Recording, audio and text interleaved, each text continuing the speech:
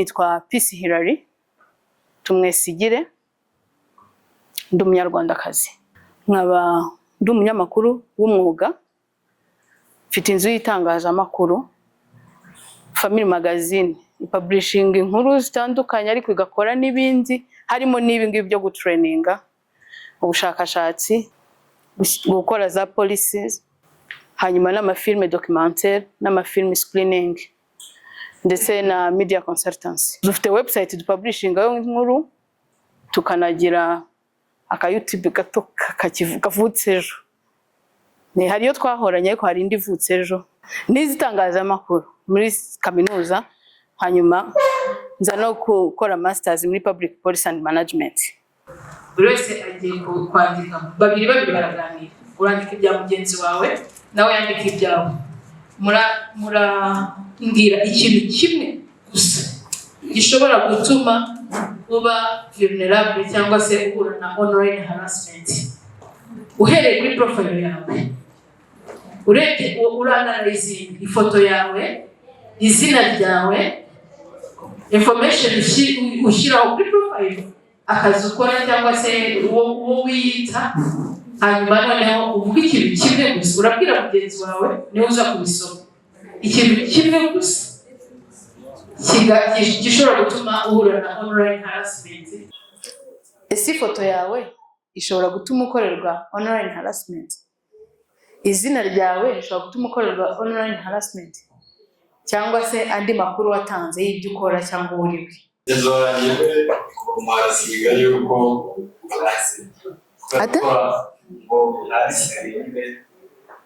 ntabwo ari tayari gukora kontenti yambaye kuteringiye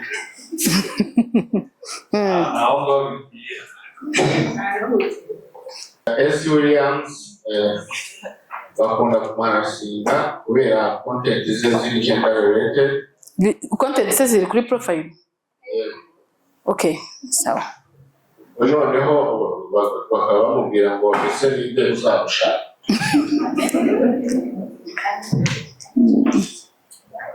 Urakoze Gustave kubera ko avuga ko ari umufeminist, bakavuga ko nta mugabo ugomba kuba umufeminist, iyo masculinity nayo ko ari umugabo kandi akaba ari umufeminist.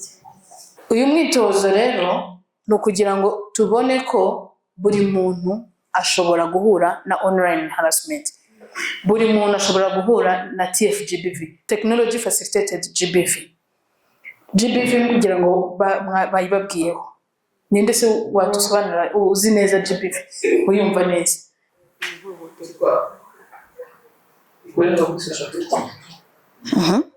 Nta muntu wamufasha? Gender violation, gender-based violation. Iyo bavuze gender-based violence, wumva iki? Ihohoterwa rishingiye ku gitsina. Wumva iki? Numva ushobora guhohoterwa bitewe n'ukuntu yavutse, kubera imyumvire mikeya ibiri umuhohoteye. Guhohoterwa bitewe n'uriwe, umugore cyangwa umugabo cyangwa se undi ufite indi miterere runaka. Twumvise ko ihohoterwa rishingiye ku gitsina rirahari. Hari n'ibyo mwavuze muri za presentation za mbere bigaragaza ko GBV irahari mu myumvire y'abantu, baranayikora. None iyo tubyongeyeho rero technology facilitated, kuba bikorwa noneho hifashishijwe ikoranabuhanga, uhita wumva iki? Uduhe n'urugero rw'ikintu wumva gishobora kuba ari ihohoterwa rishingiye ku gitsina ariko rikorwa hifashishijwe ikoranabuhanga. Technology ko biri kose abagabo yegeye kuri amazina mbaraga n'ibyo, ariko ntabwo bibaye. Nubwo abivuze mu bundi buryo, ariko ni nk'ashatse kuvuga ati abagabo ku mbuga nkoranyambaga twumva twazigarurira, abagore ntibazikoreshe kuko ni twebwe ba nyir'ububasha, nitwe dukwiye no gukoresha izo mbuga nkoranyambaga. Iyo tuvuze rero TFGBV bifite ahantu bituruka. Kare mwavuze kuri social norms, gender norms. Social norms na gender norms bihera mu muryango.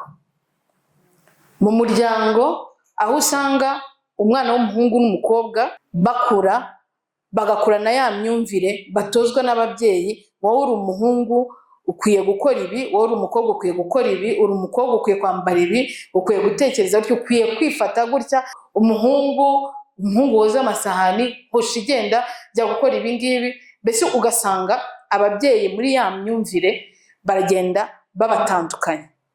Uko babatandukanya ni nako na privileges babaha zitandukanye, bigakura mu myumvire yahereye kuri ababyeyi, nabo bakuriye muri ya myumvire bakayitoza n'abana nabo bakagenda bakurira muri ya myumvire. Ibi rero biragenda bikabyara gender inequalities, ubusumbane mu buringanire. Ngo nituvuga uburinganire, numvise mu mugenzi wacu ashobora kuba byibazaho, ni umunyamakuru, nagira ngo mubwire ngo buriya iyo tuvuze uburinganire abantu benshi baburana bakavuga ngo uburinganire ntibushoboka, ngo igishoboka ni ubwuzuzanye. Baba bibeshye, kubera ko hari aho ubwuzuzanye bukora, ariko abantu ntibashobora kuzuzanya mu mategeko. Hari aho mwabibonye abantu bashobora kuzuzanya mu mategeko, abantu se bashobora kuzuzanya mu mahirwe. Ubu ngubu bampaye amahirwe yo kujya wenda kubonana na perezida wa Amerika, hanyuma nkabonayo amafaranga, amadolari menshi cyane, nanjye ntazi umubare kubera ko gusa nabonye iyo opportunity. Kaba nazaburana ngo twagombaga kujyana tukuzuzanya, ayo madolari bakampa igice nawe bakamuha igice, kubera ko twembi umwe ari umugore undi ari umugabo. Birashoboka. Ariko iyo tugeze mu nshingano niho tubona ubwuzuzanye. Mu nshingano, mu kazi, reka mbaho urugero. Hano nabonyemo abanyamakuru, social media influencers, namwe murabizi, hari ibigo bijya bibafata bikabaha ibiraka byo kwamamaza. Njyewe nk'umuyobozi wa Family Magazine, niba ndi gukoresha Lamek, nkaba nkoresha Noella mu kazi, nkaba ngiye kubaha amahirwe angana yo kugira ngo inkuru mbatumye bazayibonemo umusaruro bombi. Ahangaha nzabaha amahirwe yo gukora ya nkuru, ariko buri wese azagira role ye. Tuvuge niba dahita ngaruka ku byo yababwiye bya gender equality na gender equity. Niba Noella ni urugero atwite, kandi Noella nawe akaba agomba kugira amahirwe yo gukora kuri rya faranga rizava muri ya nkuru. Lamek niwe tumutumye inkuru y'ubuzinganjwiri, kandi agomba kuyikorana na Noella kandi aratwite. Bizagenda bite? Noella azaguma hariya, Lamek agende afate moto ajye ubuzinganjwiri, akore ya nkuru, ariko akomunika na Noella, amwohereza either n'amashusho, either na script, kugira ngo nawe muri studio akore ya nkuru isohokere ku gihe, hanyuma bombi bahemberwe ya nkuru. Hari imirimo idakoreshwa abakobwa bose. Urugero dutanga urugero. Marketing jobs, ndetse n'imirimo ya cabin cruise. Abayikora neza ni abakobwa.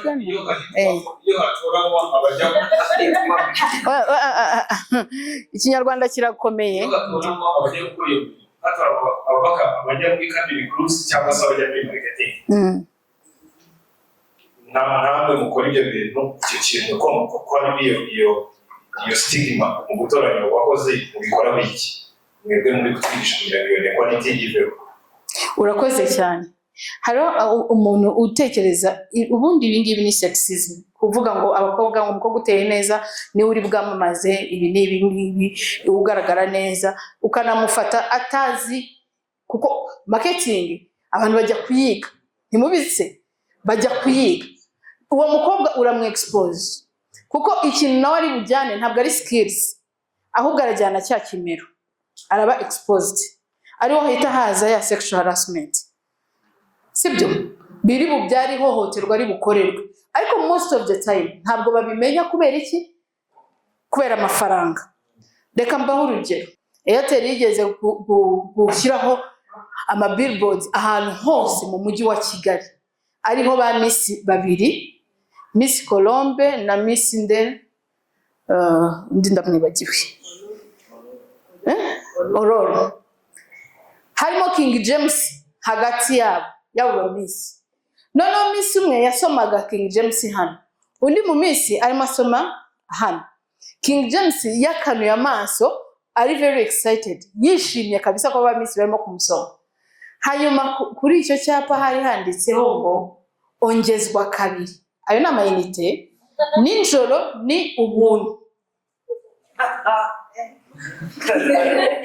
Ongezwa kabiri, nijoro ni ubuntu.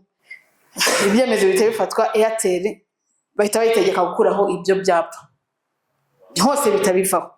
Ariko uburyo bishobora kuba ari interpreted cyangwa wa mukobwa wakoresheje kuri ayo mashusho cyangwa ibyo cyapa bishobora kuba byamugiraho ingaruka cyangwa byakuviramo uburyo bwa harassment. Nk'icyo cyapa cy'abamisi, hari umugabo ushobora kubyuzinga bamura nimugoroba ese n'ubundi ko nabonye uri ubuntu tugende, kugira ngo n'iyo sanse ashaka kubivugamo ko aba ushobora kubikoresha mu bundi buryo bubi ashaka guhohotera wa mukobwa. Ni ibintu bigenda bigashepinga imyumvire y'abantu. Ababikora bashobora kuba babikora bumva nta kibazo nk'uko wavuze uti ni creativity, ariko icyo bihindura mu mutwe w'abandi babibona nicyo kibazo. Hari abakomereka, ariko hari n'ababitwara bakumva ko umukobwa, umugore nta gaciro afite. Mu bijyanye na GBV, tugiye cyane kuri sexual violence, hazamo influence. Wowe mukobwa ndakwishyura ugaragare mu mashusho yanjye, ariko condition uri mwiza, ugomba kugaragaza ubwo bwiza bwawe. Niba ufite amabuno ateye neza, try your best kuyazunguza kugira ngo cameraman abifate neza. Sibyo? Yes, nakubitaho. Ndabeshye. Igikurikiraho ni iki? Nibaza. TFGBV kuyumva ni ngari mu buryo bundi. Hari abavuga cyberbullying gusa bakagarukiraho, bakavuga online harassment bakagarukiraho, ariko hari ibintu byinshi cyane biri kuri bikorerwa ku mbuga nkoranyambaga kandi byangiza imitekerereze n'imigirire ya muntu.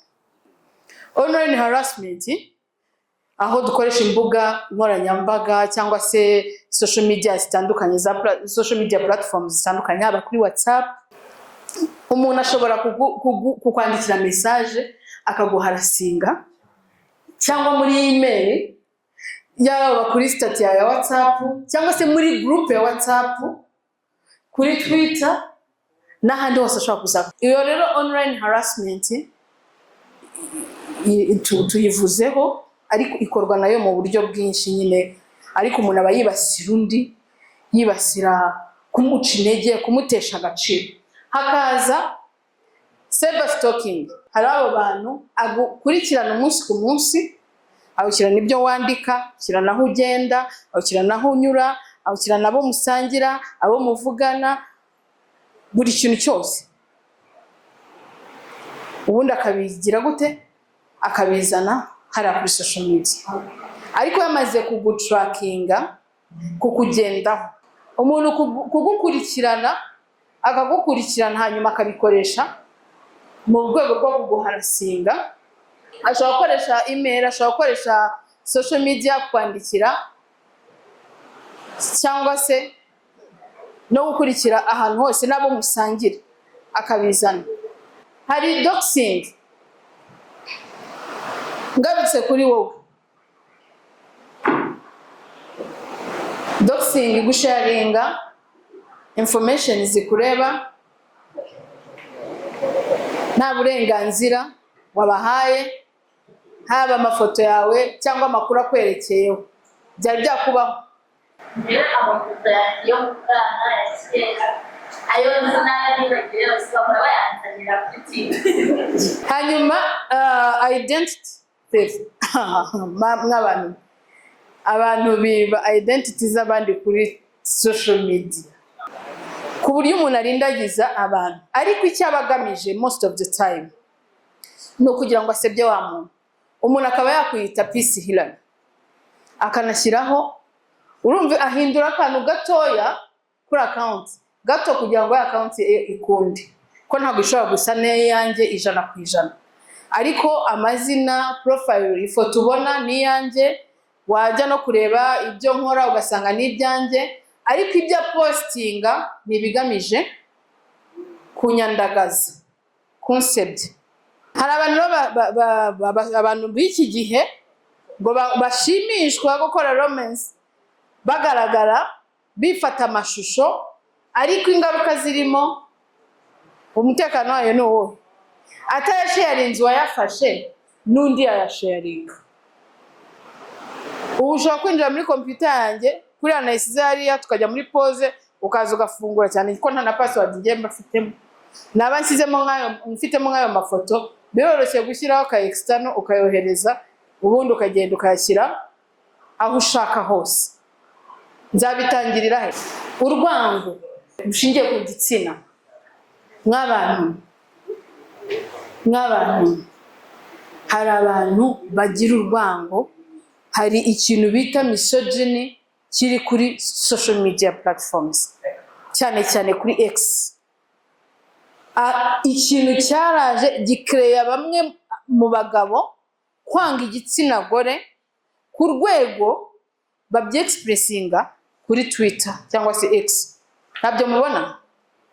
None ibindi biraza, abantu banga abafeminist, nanavuga ko turi bukavugeho, banga abafeminist ku rwego rwo hejuru. Umuntu yakwandika ikintu yitwa ko ari umufeminist, ni utagiye no gusoma icyo ari cyo, ugatushyiraho ama comment negative, ibitutsi n'abandi bakaza bagashyigikira ibyo bitutsi byawe nabo bagatukana n'umuntu utabonye icyanditswe, n'umuntu utagisoma itanasesenguye. Iyo mvuze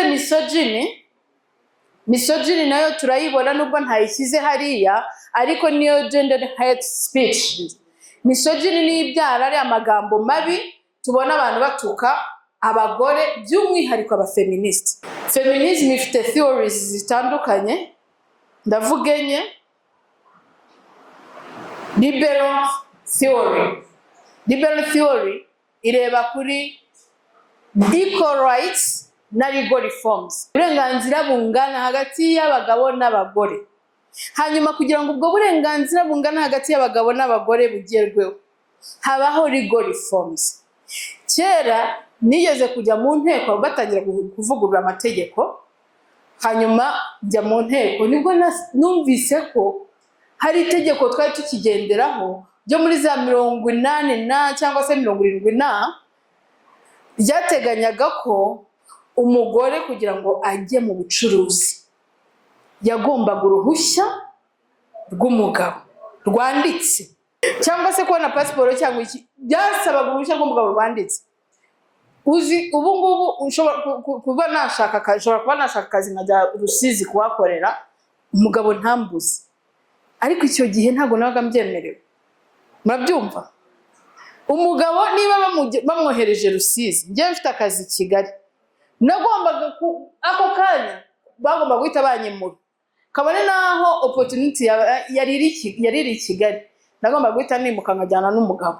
Ariko ubu ngubu kubera amahirwe angana n'uburenganzira bungana, niba nkora muri Minisiteri y'Ububanyi n'Amahanga membwa 2 miliyoni, wowe ukaba uri meya i Rusizi, ntabwo nzareka akazi kanjye ka 2 miliyoni ngo ngiye Rusizi. Birumvikana? Legal reforms ni iki? Noneho n'ubu ngubu no kuba abagore n'abagabo bagira uburenganzira bungana ku micungire y'umutungo, kuba hashyirwaho uburyo bw'imicungire y'umutungo, kugira uburenganzira ku butaka, kuba umugore ashobora kujya gusaba inguzanyo muri banki umugabo akamusinyira, umugabo akajya gusaba inguzanyo muri banki umugore akamusinyira, banki ikaba idashobora guha umwe inguzanyo mugenzi batabizi kandi barasezeranye, bafite n'uburyo bw'imicungire y'umutungo babashyingiranywe bwanditse. So iyo ni liberal theory. Equal rights n'amategeko agahinduka kugira ngo agendane n'ibihe, abagore, abagabo, abakobwa, abahungu bose bagira uburenganzira bungana, sibyo? Hakaza indi theory, Marxist theory, ivuga ku bukungu, sibyo? Ku bukungu bugera kuri buri wese, nta usigaye inyuma. Kubona inguzanyo, kujya mu bimina, kugira gute, financial inclusion, abagore barimo muri budgeting, umugore n'abagabo bose bakagera ku bukungu. Iyo ni theory ya feminism. Hakaza kwiyongeraho indi theory nayo ya feminism, intersection. kera njye nakuze nsanga nagira ngo nta bantu bafite ubumuga babaho cyetse babandi batorotse imiryango yabo ariko benshi barabafungiranaga. Uyu munsi uko waba umeze kose muri kategori icyiciro cyose waba urimo ufite uburenganzira nk'ubwundi muntu ku buzima, ku mibereho n'iki. So iyo intersection nayo ni feminism theory, kuha uburenganzira bose ntawe uhejwe. Hakaza rero indi radical feminism. Aba radical feminist nibo babandi nanone tubona bajya deep. Abo rero nibo babandi twirirwa dutuka tukavuga ngo barakabya, kuko bajya deep bakazana byo bindi tudashaka kumva. Umuntu akaza akavuga ngo pads zirahenda, imisoro, kandi leta ikabibura igisubizo koko. Imisoro yarazamutse, pads zigeze ku 5. Ese abantu bose bazigura? Abantu bose bafite ubushobozi bwo kuzigura? Noneho bo bagasakuza boni bihinduke, byanze bikunze bihinduke. So iyo ntambara ya bihinduke rero ntabwo abantu bayumva. Abenshi usanga bashaka kugira ngo bigende gahoro process biga kuki. Ariko radical feminist ni ibitura byanze. Umuntu asharinze amafoto yawe wambaye ubusa, amavideo wambaye ubusa, yabitse kuko imiratinga, wabigenza ute? Doxing ni private information. Wifotoje utabizi, muri telefone yawe harimo agafoto, barakibye ugeze Nyabugogo Kiruhura, bagutwaye telefone, ejo ugiye ubona video zawe wambaye ubusa ziri kunyura kuri social media, wabigenza ute? Baramutse bakubwiye amagambo y'urwango bitewe n'imiterere karemano yawe, uri umugore cyangwa se uri umugabo, bitewe na sexual orientation yawe, washyira akaye emoji. Umuntu aramutse kwibasiye ku mbuga nkoranyambaga akakohereza akapostinga message zikwibasira, ibaze bikubayeho. Umuntu aramutse aguteye ubwoba ko abitsa amashusho yawe y'urukozasoni, ugomba kumwishyura kugira ngo atatangaza, wabyitwaramo gute? Aka emoji wagira se, warakara, waseka, warira, wakwipfuka mu maso, watabaza, wakora iki? TFGBV rero igira ingaruka cyane kuri emotions z'abantu ndetse no mu rwego ruri psychological. Ngira ngo tubonye kuri umukobwa byarangiye yagize gute, yiyahuye. Hari abantu biyahura, hazamo ubwoba, kugira ubwoba ntusubire ku mbuga nkoranyambaga. Hari abantu bavuye ku mbuga nkoranyambaga batakizikoresha. Rero abihisha bajya mu akanihisha n'ahatuye, akanihisha n'umuryango we n'iki.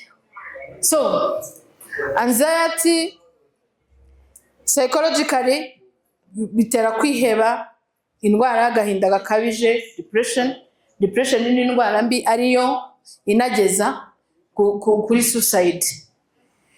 Indwara zose zo mu mutwe zira za PTSD, kwiburira icyizere, umuntu agatangira kumva nka wa mukobwa twabonye, ndetse n'abavuze ko ndi mubi, none nashyize aka makeup, still uracyari mubi,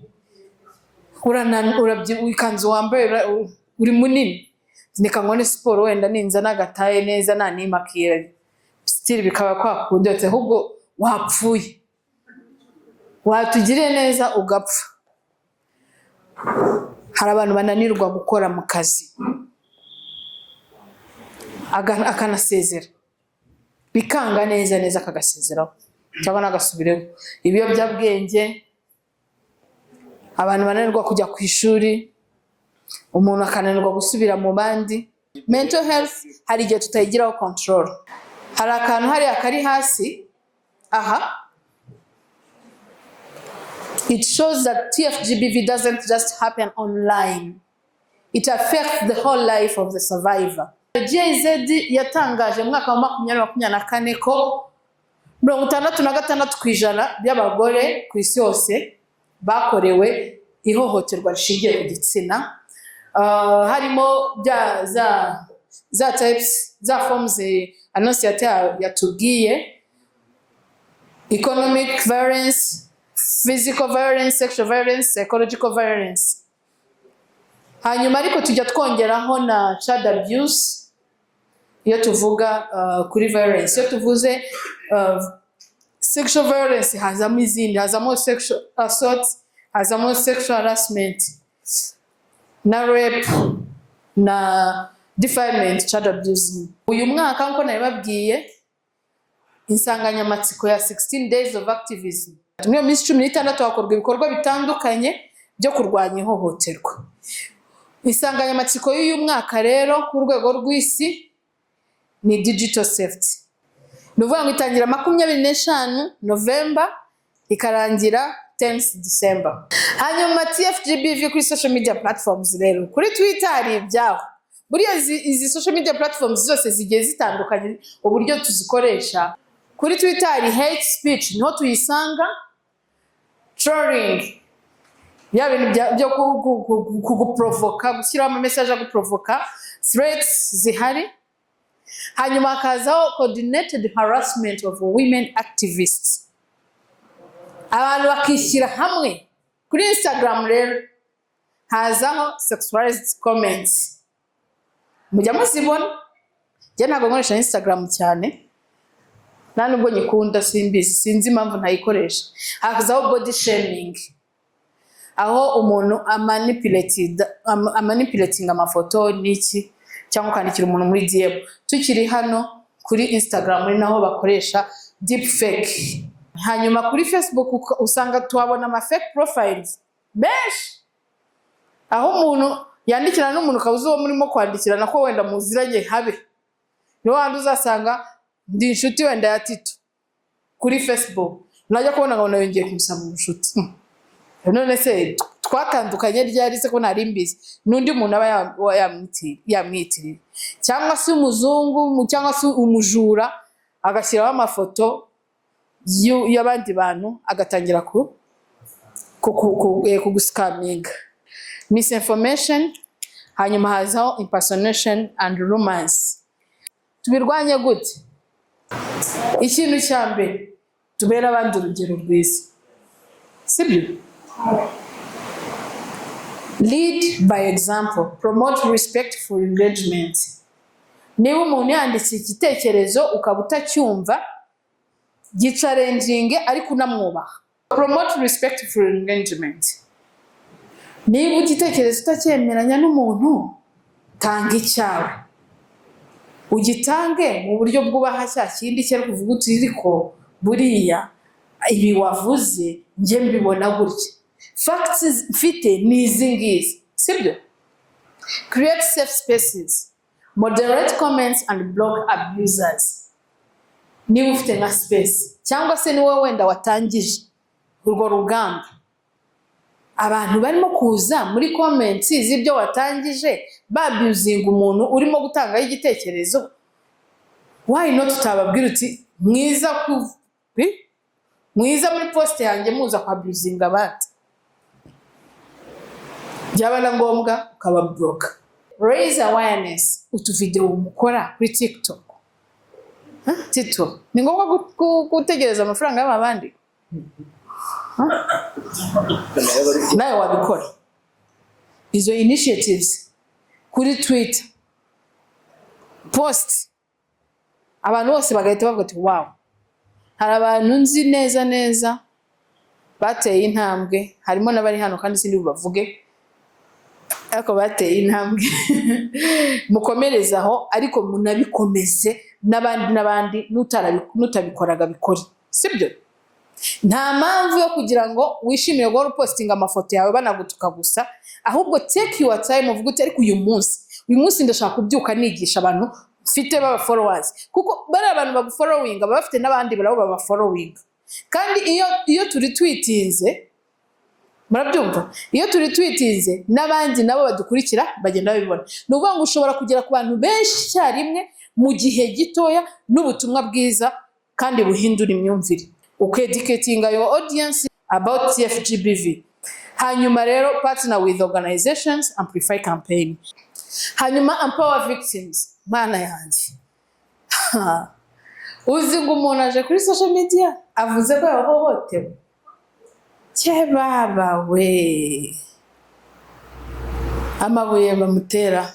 Mureke dufashe ba victims. Umuntu yaba abeshya yaba atabeshya, ikintu cya mbere akeneye ni listening. sibyo? Banza wowe wihita utera amabuye, wenda mubaza ibibazo, wenda mubwira uti hano kuri Twitter nta bufasha uri buhabone, ihangane hamagara iyi nimero ya RIB iragufasha, cyangwa se taginga RIB umufasha uyu muntu, ariko byibura ifatanye na victime, ibisigaye na amategeko azabikurikirana, ariko wifata victime ngo mutera amabuye, sibyo? Turacyumvikanyaho iki? Hanyuma the power of responsible influence, ibi bintu mubifitiye ububasha, dukurikije ibyo tuvuyemo kuvuga, mubifitiye ububasha, abantu bose bagahinduka, amahoro agatangira kaboneka. Shift narratives from shame to accountability. Aho kugira ngo usheminge umuntu, basi muholding accountable, mubaze utese ibi bintu tubwiye wabikuye. So birashoboka rero ko ushobora guholding umuntu accountable utamusheminze, hanyuma noneho akagaruka muri wa murongo. Umuntu ubona baharasinze cyane ko hari uburyo bwo kuripotinga kuri social media platforms, ese umufasha gute? Ujya muri DM ukamubwira uti biriya bintu birakabije, basi reportinga ko hari abadafite ayo makuru murayabaha. Zira social media platforms zose zifite reporting policies, hari igihe babikuraho, hari n'igihe rwose na account yawe bayikuraho. Ndabashimiye ko twabanye neza.